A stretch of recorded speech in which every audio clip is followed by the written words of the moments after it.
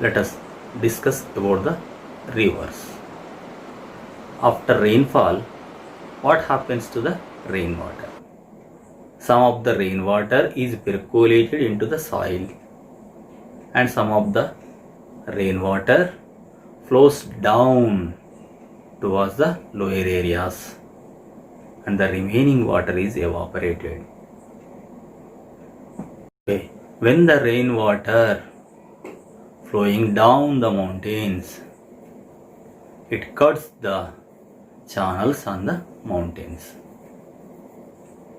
and again in the next period the rainwater comes through the channels, and the channels are widened. They became broad and big. When they became broad and big, the flow of the water, the speed of the water is decreased. As the speed is decreased, it deposits the silt, sand and mud in their way. Like that, the river valleys and river courses are formed. After that, the small streams which join in their journey other streams. By joining together small streams, they will become as a small river. Sometimes the small streams or small rivers will join the big river. Then the small river and streams are called tributaries of that river. It is nothing but small streams or rivers which join the main river are called as the tributaries. Okay, after that, after widening with the slow movement of the water, the deposition takes place in the course of, in the channel of river, and at the end of, especially at the end of river, when it is joining, when it is going towards the sea, the speed is reduced more, and due to the reducing of speed, then river deposit the sand and gravel and other sediments in their route, in their course.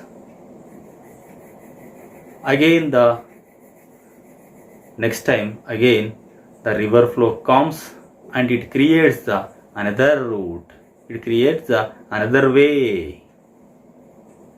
The previous landforms were formed and filled with the alluvial or sand, other things are formed as the deltas. Deltas are formed before reaching of the sea. When the speed of the river is decreased, automatically it leads to the deposition of the sediments, and with the help of that sediments the deltas are formed. They are in the shape of Greek delta. And in Telangana we have the Godavari delta and Krishna delta are there.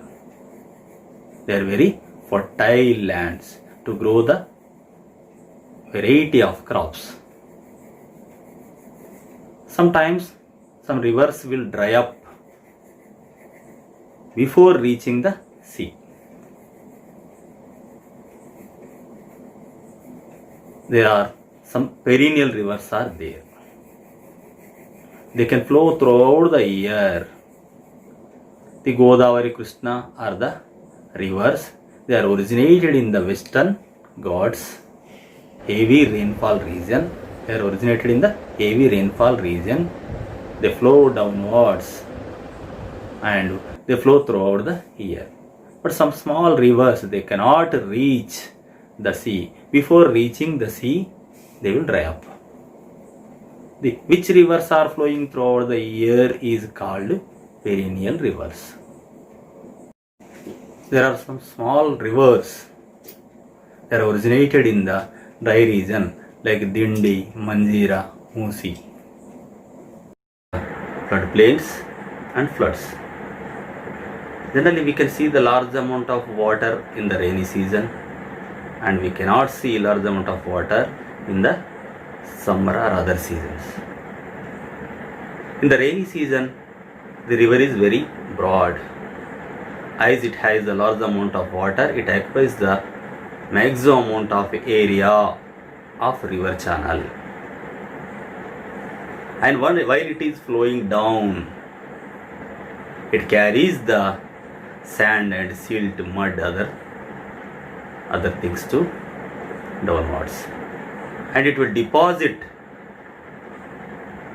on the either side of the river. The rainwater will deposit the sediments on the either side of the river, and in the next season the water, large amount of water is decreased, the amount of water is decreased, automatically the river will become as a small stream, like the small stream. It is not covered total area of that channel. They already deposited material on the banks of both sides.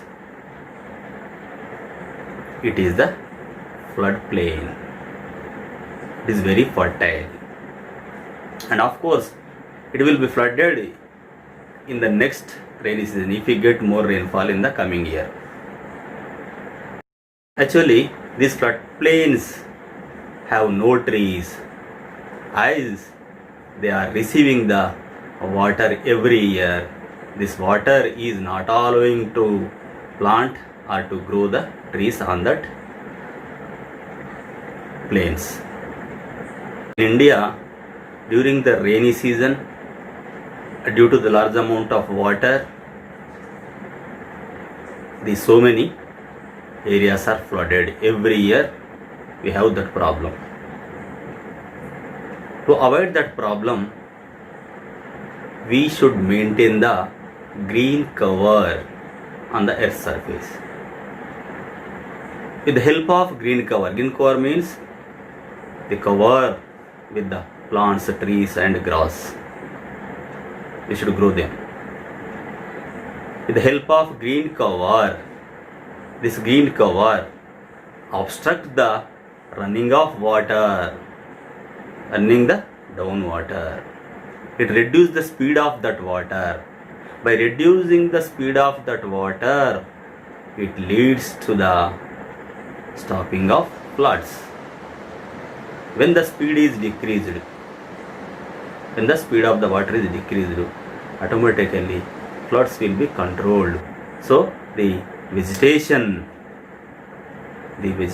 cover, the green cover will help to stop the floods, at least to control the major floods. And also there is another advantage is also there with the help of this vegetation. It reduces the soil erosion also. What is soil erosion? The running water will wash out the top layer of the soil. The top layer is very fertile. The top layer is washed out with the speed of the water. Then the fertility of the land will be closed. It is unable to grow the crops easily. So to stop that erosion also, this vegetation is very important, and this vegetation is helping to stop the floods and also to reduce the soil erosion also. It is helping. In India, we have the large coastal area. Generally, due to we have the large coastal area, so many places, so many coastal areas, generally every year they are flooded. It is the main problem in India. As India, it has the large areas of coastal line. These coastal areas are flooded every year. This is the main problem in India. For example, Godavari, Krishna river also flooded every year. The coastal people who are living in these vulnerable places, they are affected more. Massive tree plantation. The majority of the states, the majority of the governments, they are trying to initiate the afforestation to stop the floods or to get the other benefits. Especially our Telangana government is also implementing the Haritaharam program. In this program, government aimed to plant 230 crores of saplings all over the Telangana. And also they aimed to plant 40,000 seedlings for every village and 40 lakhs seedlings for every assembly constituency. And government is taking the cooperation from the people and the people representatives and the government employees and from others also. They are planting the trees beside the tank bonds and the general barren land on the roadsides or other in the community places. They are planting the trees every year. This year also we have planted so many plants.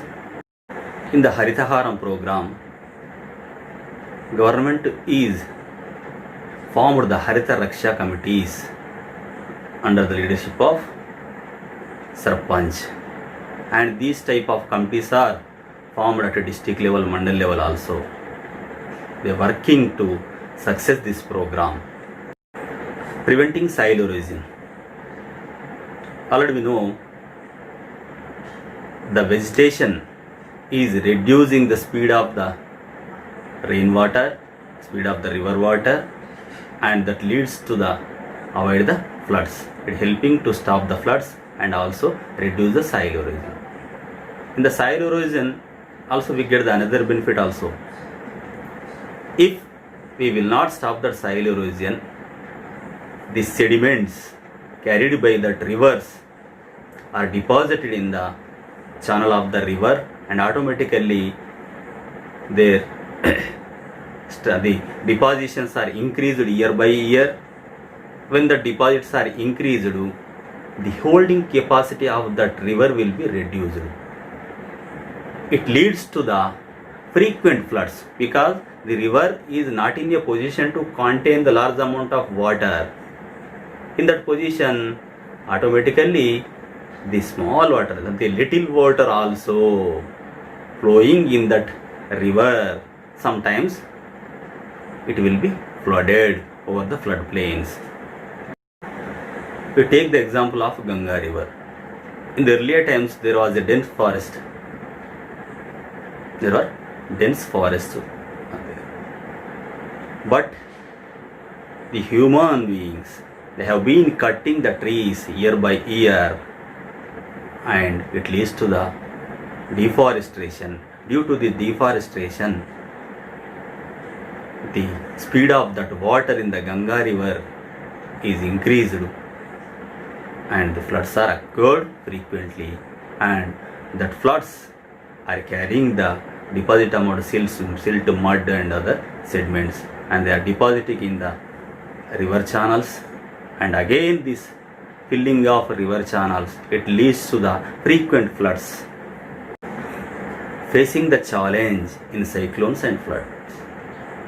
As India has a vast coastal line, it is facing every year the destructive cyclones and floods.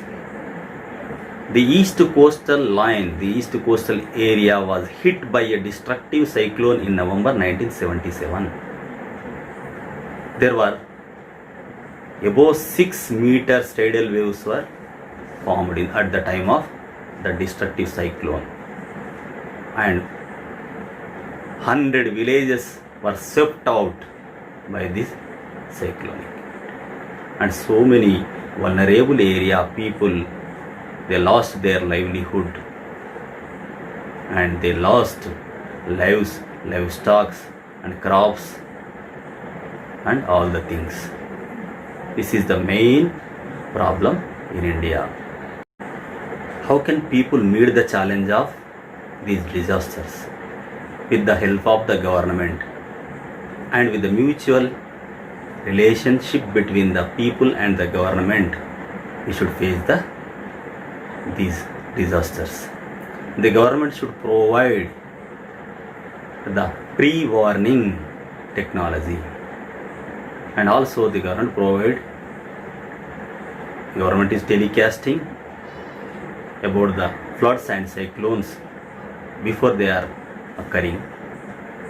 And even though we have to improve the technology of warning, and also government should construct the strong roads and build the pakka houses for the poor people of coastal areas and provide the emergency kit and medical and other food facilities to them when they need at the time of the cyclones and floods. Like this, the cooperation between the people and the government, we can challenge that disasters in the future. Generally, most of the poor people, especially fishing folk, they are living along the coastal line, and they are affected more than the other people. Generally, these vulnerable areas are covered by the huts of the poor people, and generally they save their lifelong saved things in their huts in the form of food, in the form of working material, in the form of like the nets, fishing nets or other things, and they are losing all these things due to the floods. Again, after the ending of these cyclones, they have to purchase all these things to start their livelihood. How can the people prepare for the disasters? During the disasters, we have to listen the radio or watch the TV for the information, and we have to keep with us a emergency kit containing of food and some important papers, money and telephone numbers, etc. And also we have to strengthen our house doors, slab or other windows or other thing, and we don't go outside during the time of these disasters. And we have to listen all the information given by the government, and we have to follow the suggestions given by the government, and don't enter into the deep waters, and we have to maintain the medical and other material also here. If you need to evacuate, you have to pack the important things, medical kit and other valuable things, and you must to turn off the power.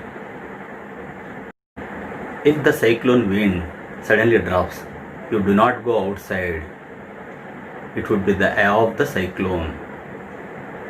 Only you go outside after the final clearance. And if it is possible, you have to move to pakka buildings, and don't go to unknown depth areas, and you should lock your house properly and keep the some important things on the higher places in your house before locking your house, and then you have to shift to other place. During floods,